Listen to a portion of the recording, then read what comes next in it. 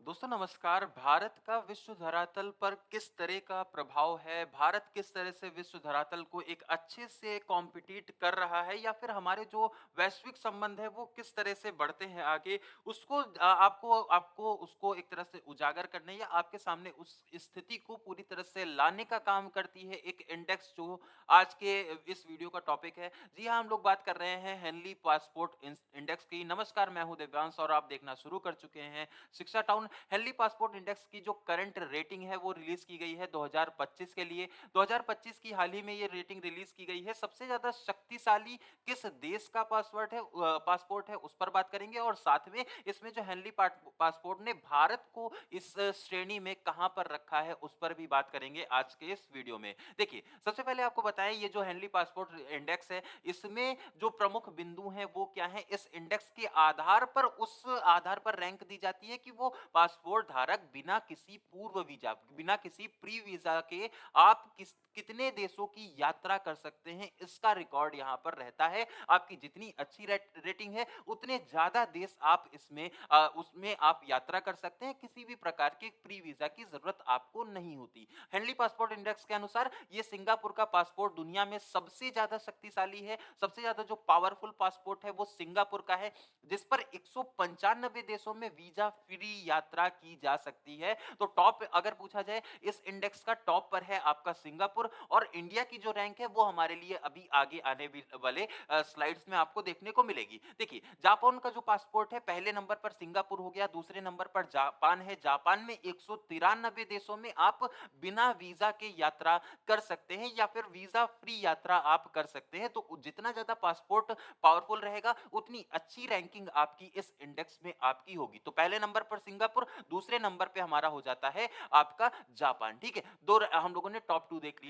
उसके बाद में जो प्रमुख और वर्णन आता है और जो बिंदु आते हैं वो क्या है, तो दक्षिण कोरिया का नाम आता है। दक्षिण कोरिया के बाद में फ्रांस आता है, जर्मनी आता है, इटली आता है, स्पेन आता है, फिनलैंड आता है। संयुक्त रूप से ये तीसरे स्थान पर। ऐसा देखा जाता है कि इस हेनली पासपोर्ट इंडेक्स में पहले इस स्थान पर बहुत बड़ा एक क्लस्टर हुआ करता था, लेकिन अब उसमें केवल एक ही कंट्री है। इस वजह से ये इंपॉर्टेंट हो जाता है। तो टॉप पर हमारा सिंगापुर हो गया, दूसरे नंबर पर जापान हो गया और तीसरे नंबर पर कुछ बंचेस ऑफ कंट्रीज हैं जैसे कि दक्षिण Korea, France, Germany, Italy, Spain, Finland, है ना। यहां पर अगर आप निवास कर रहे हैं, यहां कर अगर आप सिटीजन हैं, नागरिक हैं, तो आपको 192 देशों में फ्री वीजा एंट्री मिल जाती है।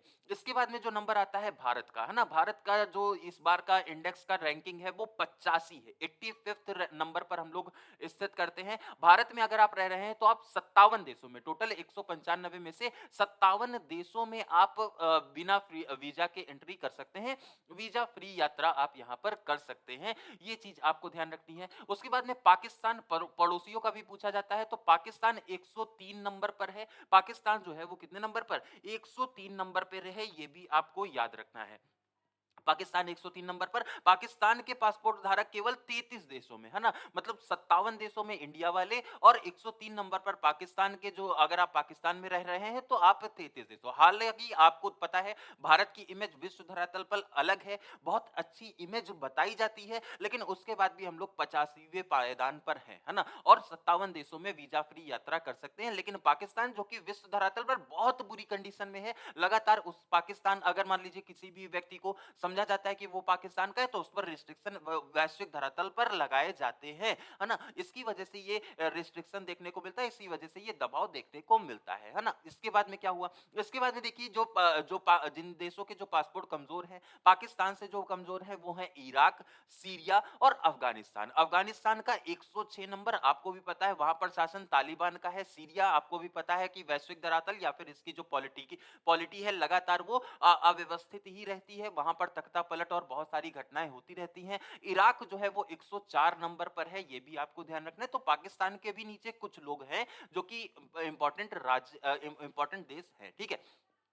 उसके बाद में देखिए इंडिया की रैंक आपने देखी 85th है 2025 के आंकड़े के अनुसार, और 57 कंट्रीज पे हम लोग वीजा फ्री डेस्टिनेशंस पर जा सकते हैं, ये ध्यान रखना है, ठीक है। तो ये इंपॉर्टेंट हो जाएगा। उसके बाद में देखिए क्यों ये इंपॉर्टेंट है, आखिर हम लोगों को क्यों इसके बारे में जानकारी मिलनी चाहिए, या फिर इसको हमें जो वैश्विक लेवल है उस पर क्यों हमें इसके बारे में पता होना चाहिए। तो देखिए यात्रा की स्वतंत्रता जो है वो बहुत बड़ा निर्णायक और बहुत ज्यादा चर्चा में विषय रहता है। और विश्व धरातल पर अगर कोई व्यक्ति है जो कि कहीं पर यात्रा करना चाह रहा है और वहां पर अगर उसे रिस्ट्रिक्शन, उस कंट्री में अगर रिस्ट्रिक्शन है तो वो उसकी गरिमा को ठेस पहुंचाता है, उसको ये उसके लिए अच्छा नहीं होता। तो उस आधार पर एक शक्तिशाली पासपोर्ट आपको दुनिया भर में आसानी से आप यात्रा कर सकते हैं, ये आपको ध्यान रखना है। उसके बाद में अगर व्यापार और निवेश है तो एक शक्तिशाली पासपोर्ट अगर है तो आप निवेश के लिए भी फायदेमंद आपके लिए होगा, और जितना आसानी से आप निवेश किसी भी जगह पर आप बिजनेस स्टार्ट कर सकते हैं उतना ही तेजी से उस देश की इकोनॉमी भी बढ़ती है और आपकी इकोनॉमी पर भी लाभ मिलता है।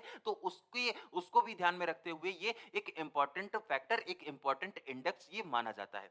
उसके बाद में देश की छवि भी है ना, ओवरऑल जो कंट्री की इमेज है, भाई आपको कहां पर एंट्री मिल रही है फ्रीली, आपसे बहुत ज्यादा सवाल नहीं हो रहा है, किसी भी प्रकार के कोई वीजा को आपको कैरी नहीं करना है, वो आपकी इमेज को सुधारता है ना। तो देश की छवि यहां से सुधरती है। शक्तिशाली पासपोर्ट का जो देश है वहां पर अंतरराष्ट्रीय छवि को उसकी प्रभावित करता है। तो अंतरराष्ट्रीय लेवल पर जो भी सम्मेलन है, जो भी सम्मान है, वहां पर आपको एक अलग ही इंपॉर्टेंस, अलग ही बेनिफिट्स मिलते हैं, ये आपको ध्यान रखना है।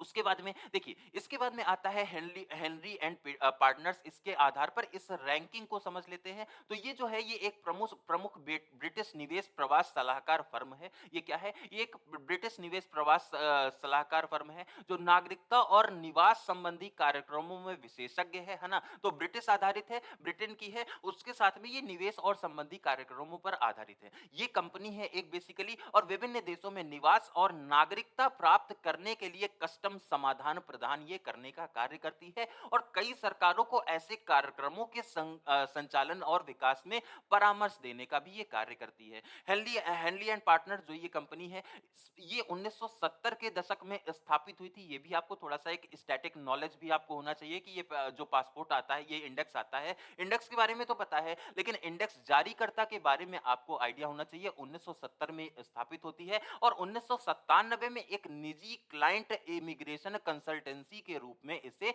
दोबारा से पुनर्गठित किया जाता है।